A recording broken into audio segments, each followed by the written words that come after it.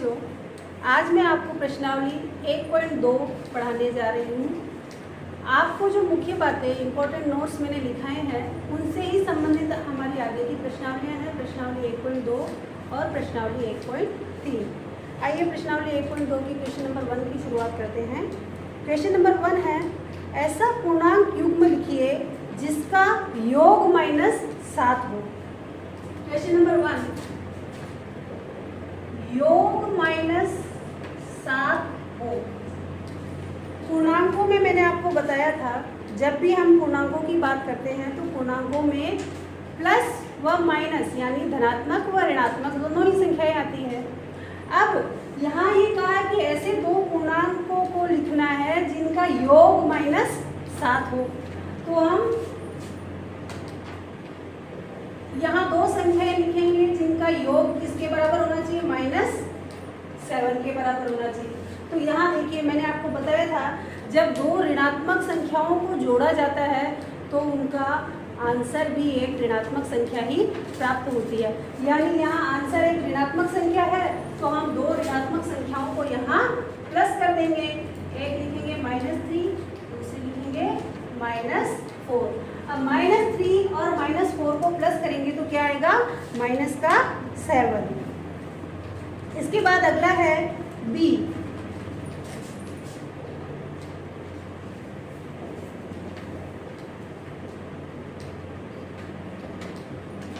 दो पूर्णांकों को लिखना है जिनका अंतर -10 हो। अंतर निकालने के लिए हमेशा संख्याओं को घटाया जाता है। तो हम पहले इक्वेशन के रूप में इसको लिख लेते हैं। यहाँ एक संख्या लिखनी है, यहाँ एक संख्या लिखनी है, दोनों के बीच में माइनस का साइन होगा और आंसर आएगा -10। अब यहाँ देखिए, यहाँ मैंने एक संख्या ली -30 और यहाँ मैंने एक संख्या ली -20। माइनस के 30 में से माइनस के 20 को माइनस करेंगे तो क्या आएगा आंसर, -10। इसको हम अगर सॉल्व करें तो -30 माइनस माइनस प्लस और -30 और -20 दोनों ऑपोजिट साइड हैं तो यहाँ 30 में से 20 गए तो बचे 10 और बड़ी संख्या के पहले क्या लगा हुआ है, माइनस, तो आंसर -10। तो प्रश्न पूछा गया है, ऐसे पूर्णांक लिखिए जिनका अंतर -10 हो। तो अंतर निकालने के लिए हमने क्या किया, दो संख्याएं ली, -30 -20, दोनों का अंतर निकाला तो क्या आया, -10। हमको आंसर दिया हुआ है, क्वेश्चन पुटअप करना है, क्वेश्चन हमको यहाँ पर बनाना है। इसके बाद नेक्स्ट क्वेश्चन है सी। इसी का फर्स्ट का सी है कि ऐसी दो पूर्णांक लिखिए जिनका योग 0 हो। ये आपको करना है। क्वेश्चन नंबर 2, एक ऐसा ऋणात्मक पूर्णांक युग्म में लिखिए जिसका अंतर 8 हो। ये सेम इसके जैसा ही है, ये आप कर सकते हैं।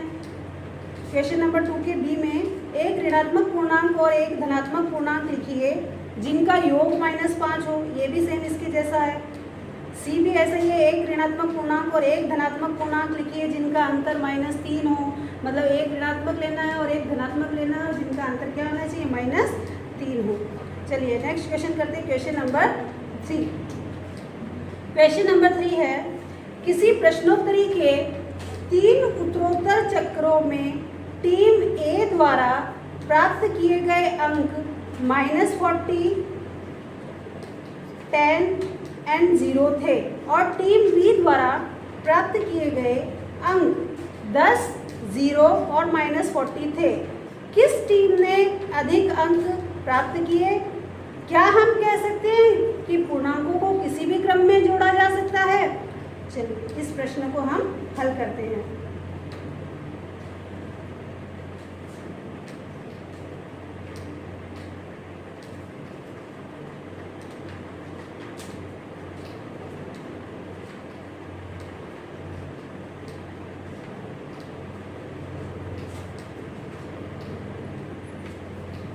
क्वेश्चन नंबर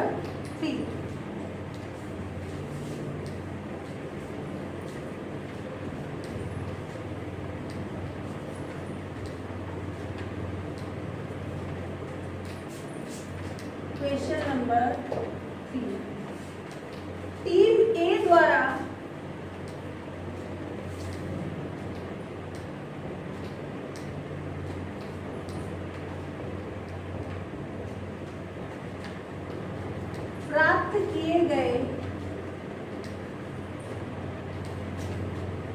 अंक। टीम ए ने अंक प्राप्त किए हैं -40, 10 और 0, और टीम बी द्वारा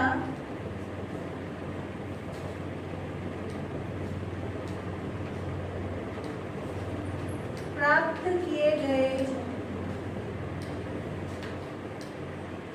अंक है 10, 0 और -40। अब प्रश्न पूछा गया है किस टीम ने अधिक अंक प्राप्त किए। तो पहले टीम ए ने जो अंक प्राप्त किए हैं उनका योग करेंगे। टीम ए द्वारा प्राप्त किए गए अंकों का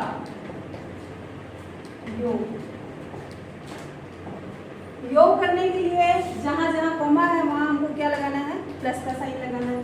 तो -40 + 10 + 0, -40 + 10 + 0, 10 + 0 तो हो जाएगा ओनली 10।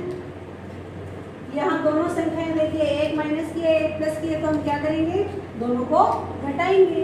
40 में से 10 गए तो बचे 30, और माइनस की संख्या बड़ी है तो उत्तर आएगा -30। फिर टीम बी द्वारा प्राप्त किए गए अंकों का योग। टीम बी ने कितने अंक प्राप्त किए, 10, 0 और -40। इसको हम प्लस करेंगे, 10 + 0 + -40। 10 और 0 को प्लस किया तो 10 ही आएगा, और ये प्लस माइनस माइनस का 40, 10 - 40। यहाँ 10 के पहले कोई साइन नहीं है, यानी ये 10 एक धनात्मक संख्या है और 40 एक ऋणात्मक संख्या है। तो 40 में से 10 गए तो बचे 30। बड़ी संख्या के पहले कौन सा साइन है, -30, तो इसका भी आंसर -30 आया। अब हमें प्रश्न पूछा गया है, क्या किस टीम ने अधिक अंक प्राप्त किए। तो ये देखिए दोनों ही टीम ने बराबर अंक प्राप्त किए हैं। पहले सवाल का आंसर तो ये हो गया कि दोनों ही टीम ने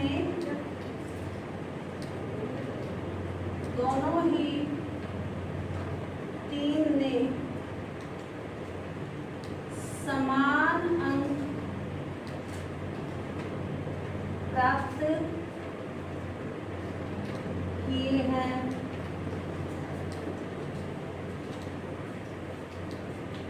और इसमें क्वेश्चन अगला पूछा है कि पूर्णांकों को किसी भी क्रम में जोड़ा जा सकता है। तो मैंने आपको लिखाया था पूर्णांकों में क्रम विनिमय होता है। क्रम विनिमय मतलब यहाँ देखिए संख्याएं वही है, -40, 10 और 0, 10, 0, -40, क्रम बदल गया है।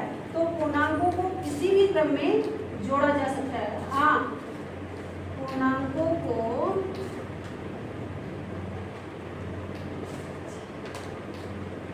किसी भी क्रम में जोड़ा जा सकता है। यह आपका प्रश्न 3 कंप्लीट। इसके बाद है क्वेश्चन नंबर 4। निम्नलिखित कथनों को सत्य बनाने के लिए रिक्त स्थानों की पूर्ति कीजिए।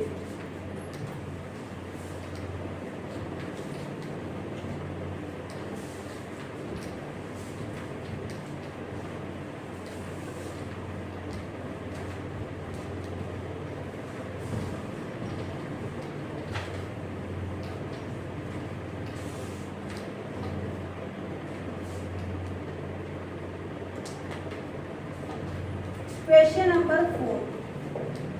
निम्नलिखित कथनों को सत्य बनाने के लिए रिक्त स्थानों की पूर्ति कीजिए।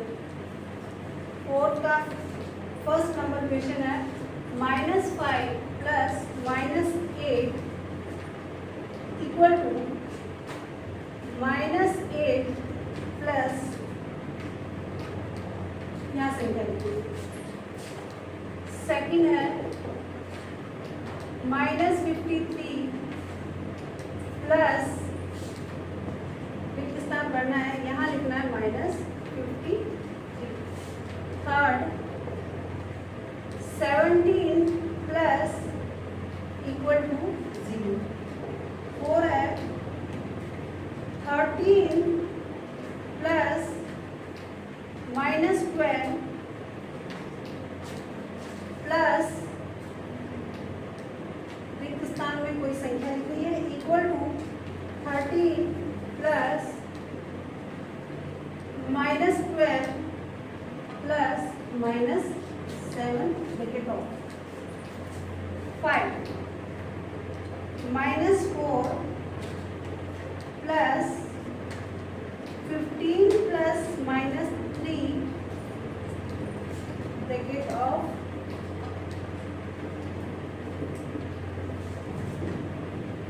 -4 प्लस 15 प्लस, ये आपके पांचों क्वेश्चन हैं। अब इन पांचों क्वेश्चन को मैंने जो आपको नोट्स लिखाए हैं उसमें बताया था। देखिए फर्स्ट क्वेश्चन देखिए, -5 प्लस -8, ये एक संख्या है, दो पूर्णांक है, इनका क्रम बदल दिया गया है। इसमें कौन सा नियम लागू हो रहा है? क्रम विनिमय का। यहाँ -5 पहले था, -8 बाद में है, बराबर के बाद -8 पहले है, तो यहाँ क्या आएगा? -5। अगला देखिए, -53 प्लस डैश, रिक्त स्थान इक्वल टू -53। -53 में क्या प्लस करें कि आंसर -53 रहे? तो मैंने आपको बताया था 0 एक योज्य तत्समक है, 0 को किसी भी संख्या में जोड़ा जाए वापस वही संख्या प्राप्त होगी। तो यहाँ आंसर क्या आएगा? 0। इसके बाद देखिए 17 प्लस डैश इक्वल टू 0। 17 में क्या प्लस करें कि आंसर 0 हो जाए? तो 17 में माइनस के 17 को प्लस कर दीजिए, तो आंसर हो जाएगा 0। 17 प्लस माइनस के 17 इक्वल टू 0। क्या देखिए 13 प्लस 12 एक ग्रुप में है और एक संख्या एक ग्रुप में है, और यहाँ बाद में देखिए 13 प्लस 12 प्लस -7, यानी ये ग्रुपिंग यानी कि साहचर्य नियम लागू हो रहा है। यहाँ पर दो संख्याओं का साहचर्य किया जा रहा है। यहाँ बाद वाली दो संख्याओं का साहचर्य हुआ है, यहाँ पहले वाली दो संख्याओं का साहचर्य हुआ है, तो बची कौन सी संख्या? 13 - 12, तो इधर भी है, तो कौन सा बच रहा है? -7।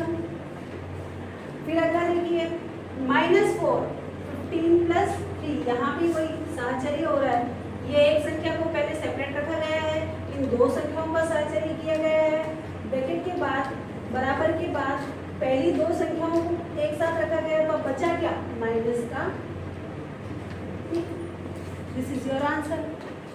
आज के लिए इतना ही। प्रश्नावली 1.2 आपकी कंप्लीट हो चुकी है, और इन सब क्वेश्चन को आपको CW में करना है, और होमवर्क की कॉपी में भी क्वेश्चन नंबर 1 to 4 तक HW में प्रॉपर वर्क करना है।